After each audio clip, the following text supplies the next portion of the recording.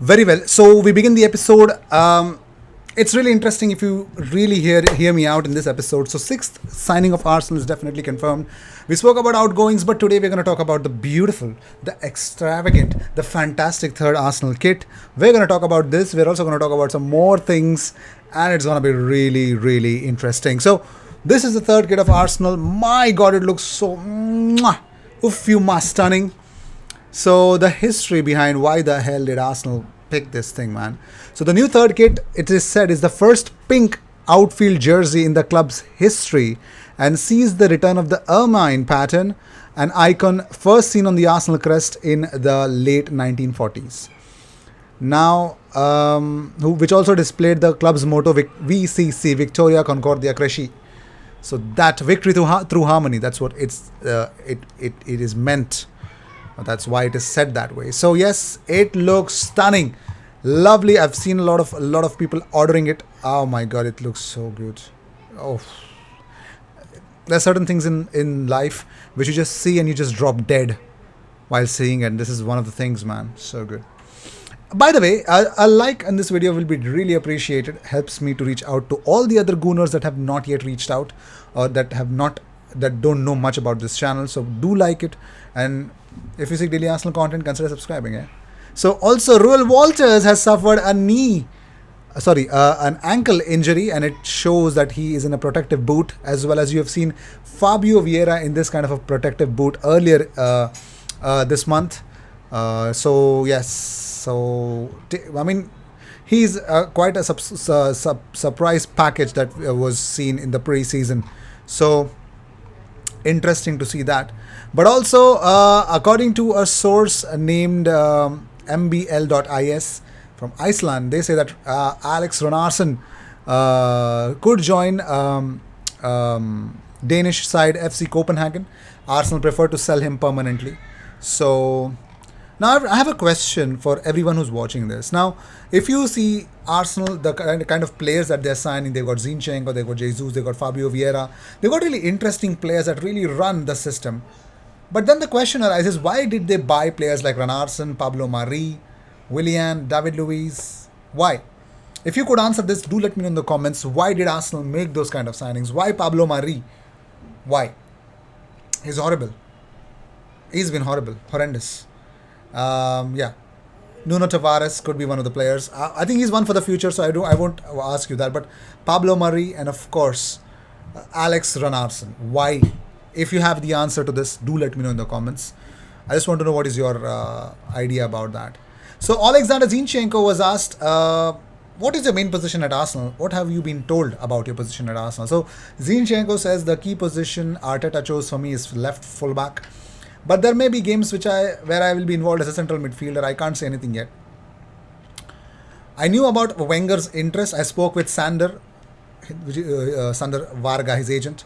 It wasn't right after that game, the UCL youth. It was months later. I told Sander, of course, I give the green light to Arsenal. He said that it would be great because I dreamt of playing for this team. I don't know why it didn't work out, but it never got to the specifics. So, interesting that it didn't then, but it did now. So, Ian Wright says that people say let's don't get too excited by pre-season. This is all building. This is platform what he's doing now. This is where they are going to build from. This is why I'm quite excited by them at the moment. But more importantly, Martinelli spoke to Ian Wright in his podcast. He was asked that on who he is the happiest to see. So he says Pablo Mari, he's back with the team. I love him. We have Pablo and Cedric. These two guys as person are amazing. They are. They really do.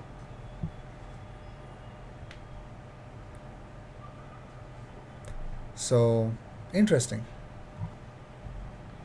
I mean, so many things that Pep spoke about Zinchenko, I've already mentioned. But here's the shocker of a news. Timo Werner to Arsenal. Why the hell? Oh, transfer gods. You guys literally did not have any other news to come up with. So you come up with Timo Werner to Arsenal. So yes, according to reports, Arsenal are interested in Timo Werner. The German international is said to be free to leave the club this summer because it didn't work out. It just didn't. And somehow,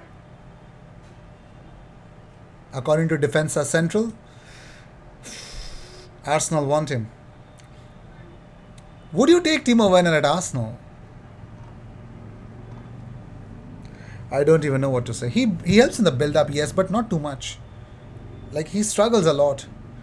And wow, I don't know. I don't even know how to react to this whole news. But I wouldn't take him at Arsenal though. Whew. So as we all know that Arsenal have already inquired about the availability of Jared Bowen. Give Me Sport claim that Arsenal are still in the market for the wide forward after missing out on Rafinha. And they might look into Jared Bowen. And Jared Bowen has to fight for that spot with Saka, if reports are to be believed. Ben Jacob says, with Bowen, West Ham's stance remains that they really don't want to sell. There are lots of clubs circling over Bowen, but the challenge, much like Declan Rice, is persuading West Ham to sell during the window, and West Ham remain pretty intent not to let him go. So we know, so many interest, so many people. He was linked with Liverpool for quite a long time, which didn't materialize for some reason. So that did not happen. And we move on, don't we? Moving on, so I'm just going to add up a lot of things that wouldn't make any sense. So it looks like Bernardo Silva will be moving to La Liga.